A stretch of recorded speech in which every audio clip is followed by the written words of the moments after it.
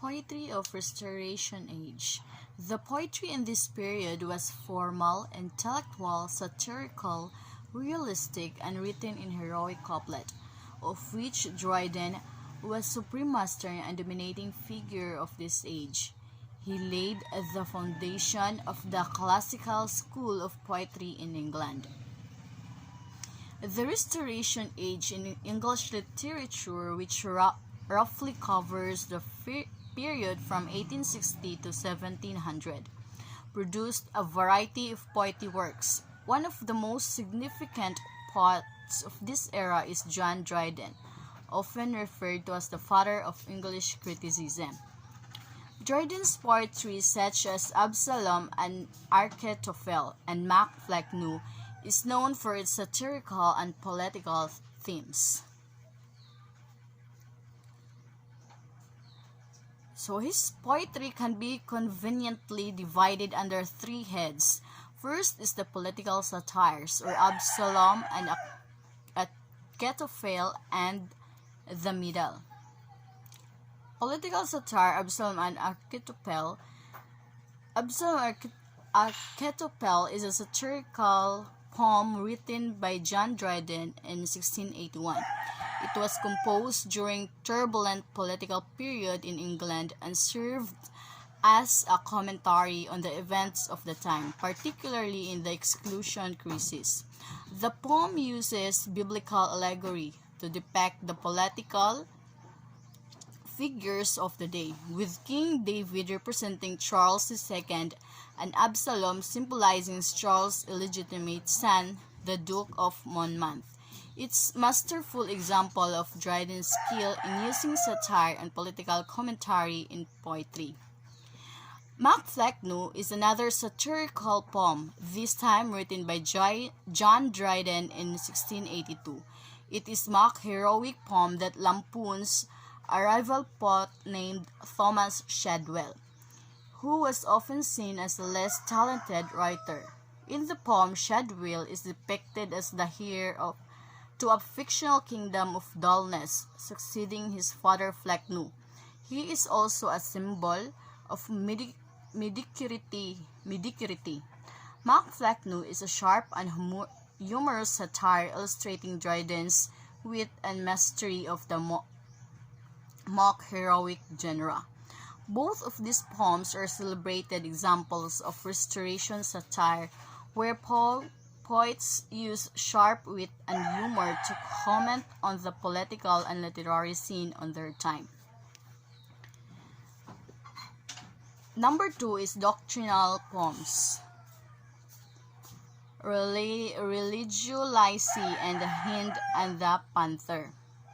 When we say doctrinal poems are a type of poetry that conveys religious or moral teachings, doctrines, or principles, these poems often serve as a means of imparting spiritual guidance, ethical lessons, or theological beliefs to the reader.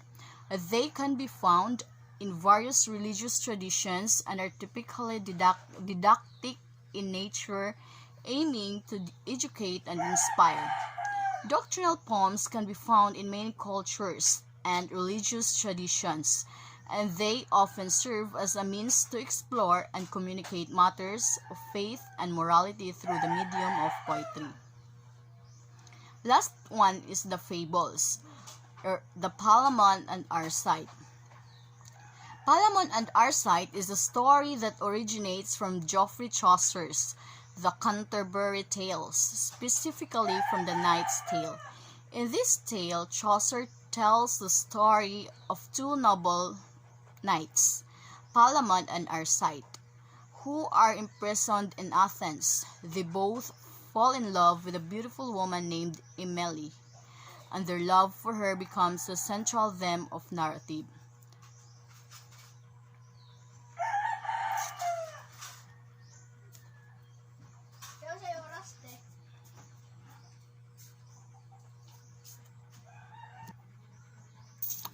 Next is prose of Restoration Age. The Restoration marks the beginning of modern prose. Various political parties and groups and growing interest in day-to-day activities encouraged journalism, which needed simple, straightforward prose style. The Restoration Age in English literature, which spans roughly from 1660 to 1700, produced a wide range of prose works reflecting the cultural and political changes of the era. Some notable prose writers and workers from the period include greatest prose writer first is John Dryden, year 1631 to 1700.